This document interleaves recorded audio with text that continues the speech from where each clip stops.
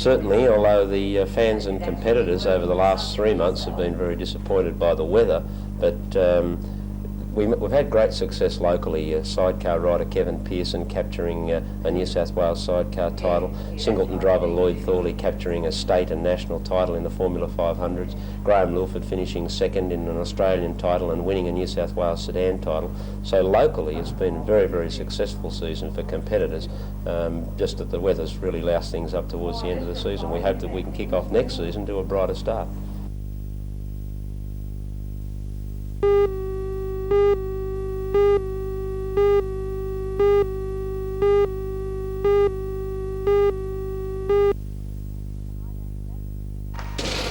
The Highland gathering of competitors all along the East Coast has been held on and off in Newcastle now since the early 1950s. One of the main sections is the Pipe Band Championships, contested by bands from as far as Brisbane. They're judged on such aspects as piping, drumming, dress and drill.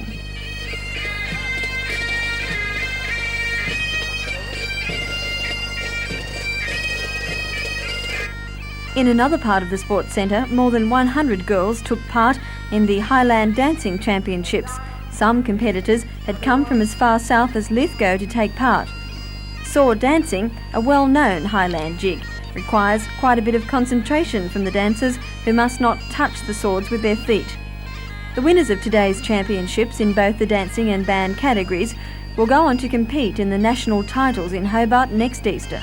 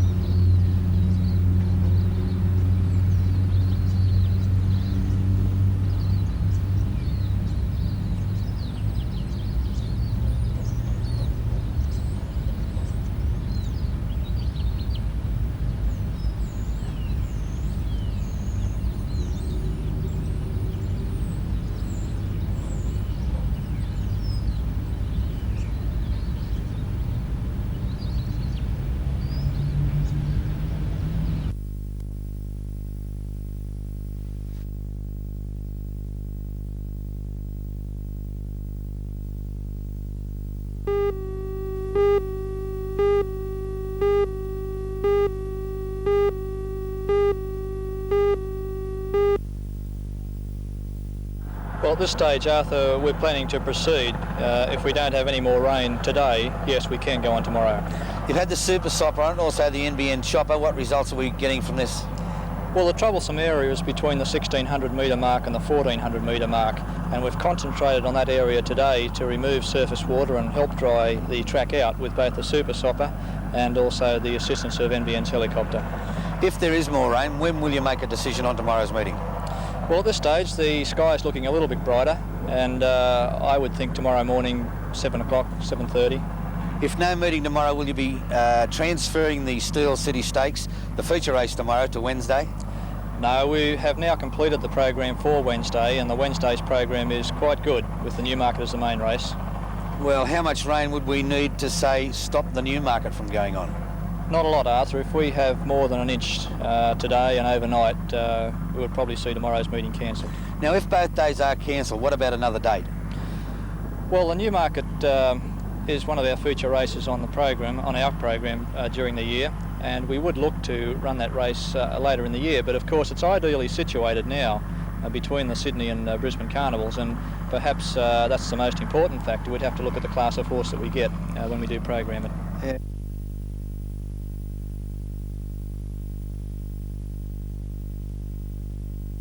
On circumstances, attendances, turnover, etc. But as you know, it's our second biggest carnival of the year with the Winfield Cup at the end.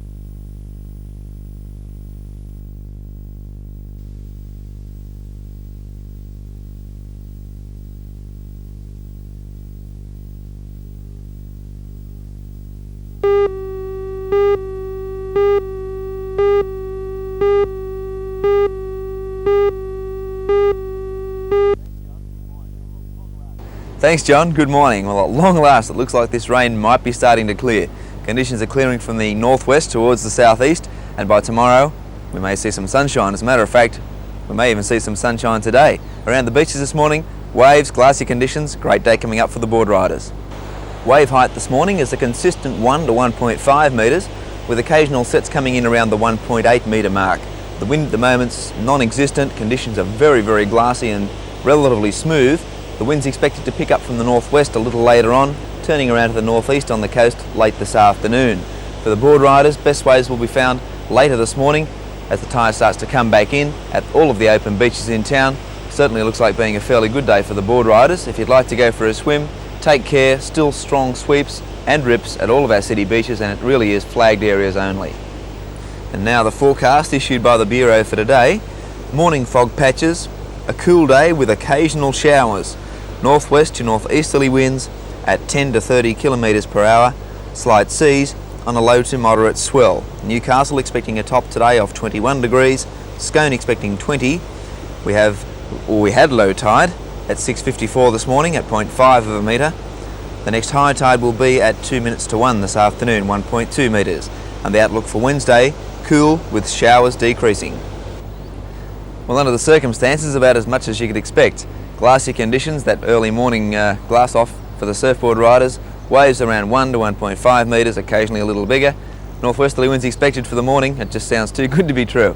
For the swimmers though, take a little care. And for the weather, showers are leaving us, the sunshine's coming back, and it could be a sunny afternoon and definitely sunny tomorrow. Have a great day, whatever you're doing. We'll be back again in the morning.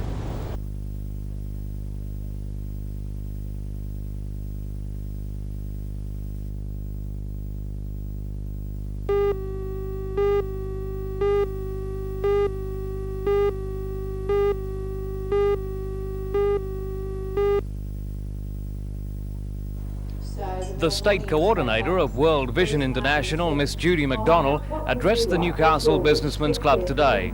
World Vision is a humanitarian overseas aid program born out of the Korean War. The organisation's Australian income last year was $19 million, of which 75% was sent directly to fieldwork.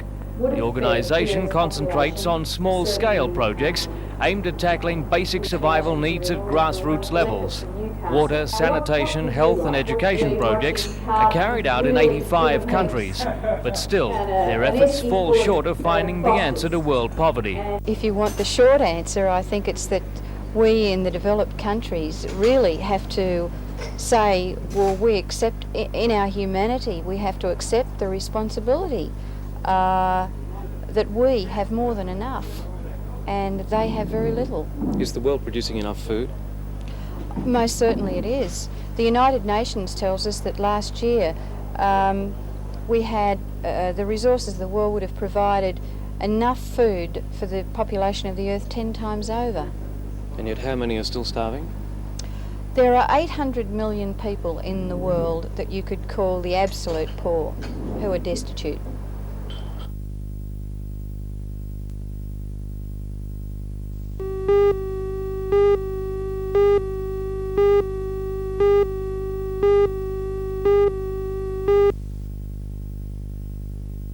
Well, here at Broadmeadow Racecourse and the grandstands are empty. The reason, of course, being the inclement weather, and the Newcastle Jockey Club has postponed the meeting to a date to be fixed. Now tomorrow is their main day, which is the Newmarket Handicap. It's a race over 1,400 metres. I've been out to inspect the track. It's pretty soggy out there, but I think with the wind that is blowing at the moment, it should dry it out considerably. I think the best we can hope for tomorrow is a soft track, but Mr. Judd has told me that if we have any rain whatsoever overnight, the meeting will be in jeopardy. But I'll do my selections for tomorrow meeting, and I think that Rare Form is a pretty good bet tomorrow. Rare Form is TAB number 1, to be ridden by Rodney Hardwick, and don't forget that Rare Form is a winner over the mighty Kingston Town. I think Stacey, Bon and Domino can be your extra trifecta. Now the second leg of the Daily Double is race 7. Here I've gone for Todd's Song, it's TAB number 2. Now for your trifecta, the numbers are 2, 12 and 14, Todd's Song, Right Bronze and Son of Boy. Well, let's hope we have a little bit of luck with the weather besides the punt. Okay, 8 races on the card tomorrow. It's a 1/4 to 1 start. Good luck and good punting.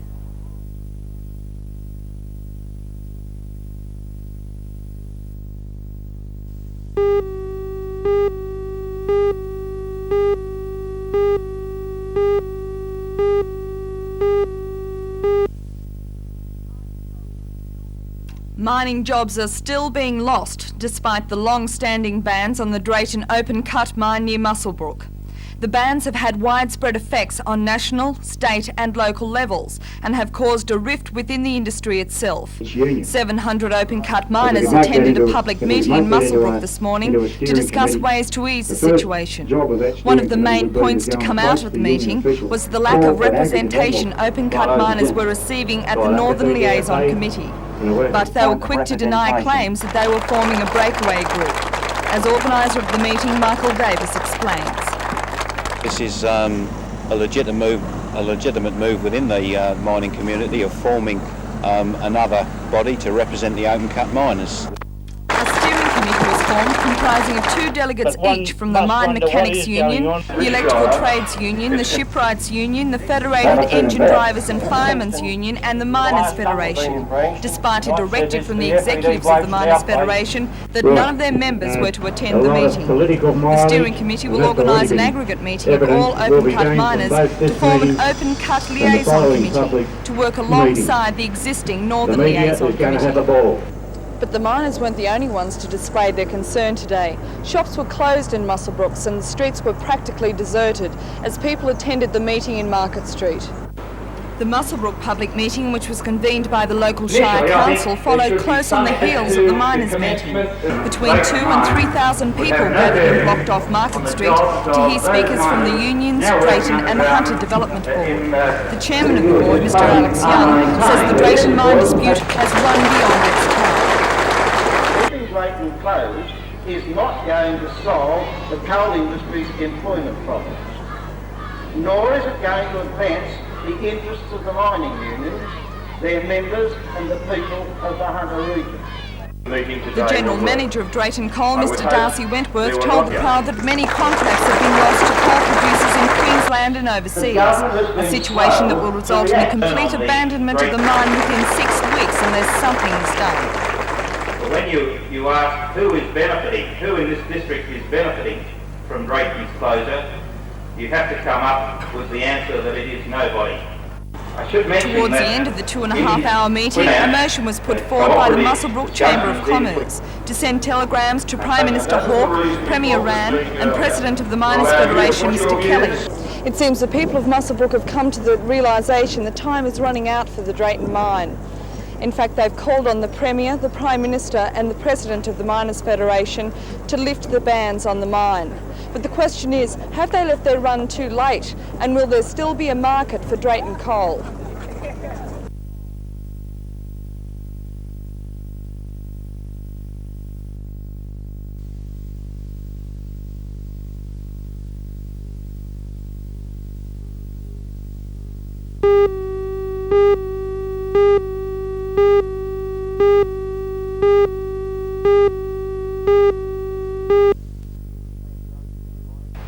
Thanks John, good morning. Well, it's 16 degrees again, but not quite as cool as yesterday morning. Less moisture in the air and it consequently feels a little bit warmer out here this morning. Nice blue clear skies, a great day coming up. Unfortunately for the board riders, it's Lake City. It's a little early to say as yet, but it looks like we have the very beginnings of a new fresh southerly swell.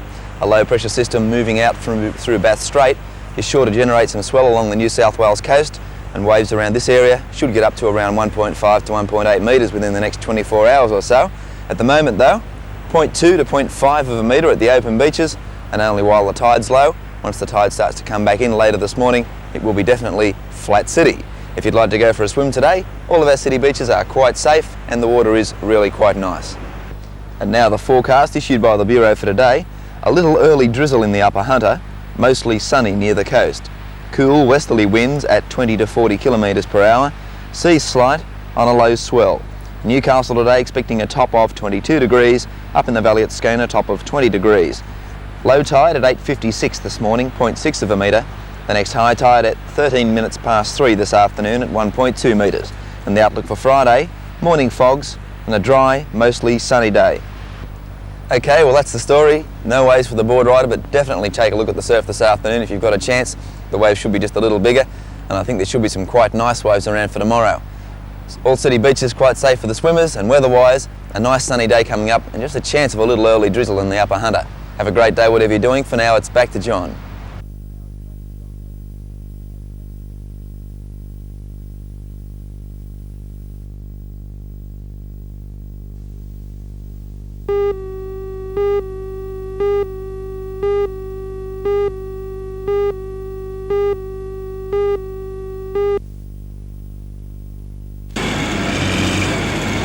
It's a $20 million project in Newcastle, one of the most modern and efficient bulk commodity unloaders. For the next 2 weeks, the A&L's Lake Air will be under the heads, and during that time the system will be tested from stem to stern. Later, petroleum coke, another commodity used in aluminium smelting, will be passed through. In essence, the unloader works like a giant vacuum cleaner. The substance is sucked into a huge tube and passes into a filtration system where it's hoped clean air will be exhausted and the alumina passed onto a conveyor. From there it can be carried by the Alcan or the atomic aluminium holding bins. The whole system is designed to be pollution-free, which it's hoped will be relief for Stockton from periodic dust problems. Up until now, Alcan unloaded its products at the MSB's bulk unloader next door, which uses a relatively crude bucket grab device. A spokesman for Torres Bulk Facilities says the unloader should be fully operational by August.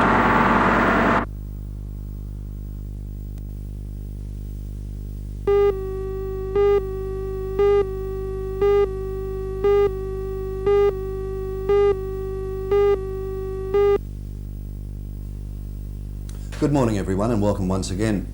You know, there's a tax in this country that's received very little publicity, or should I say until recently, and the tax I refer to is of course land tax. Now I'm talking in the main about people who hold real estate as an investment. I'm not talking about your own home. To all intents and purposes, your own home is exempt from land tax. But in view of the very sizable increases, and you know just as well as I do how property values, official property values have gone up in recent years, in view of these very sizable increases, land taxpayers this year should be prepared for a shock, and so too should others who until recently were under the land tax threshold. Now I know the land tax rules and thresholds vary from state to state, but let's bring it back to New South Wales. There is one property owner who this year, because of the increase in the VG valuation, will face an increase of 700% in his land tax bill. Now how can he afford to pay that sizable increase, and more importantly, how can he afford or justify passing on that increase to the tenants of the properties that he owns? I mean, common sense would suggest there is a limit to what people can pay and should be expected to pay in this way. So once again, I've given you the warning that there could be a shock for all involved in the real estate scene in the investment sense.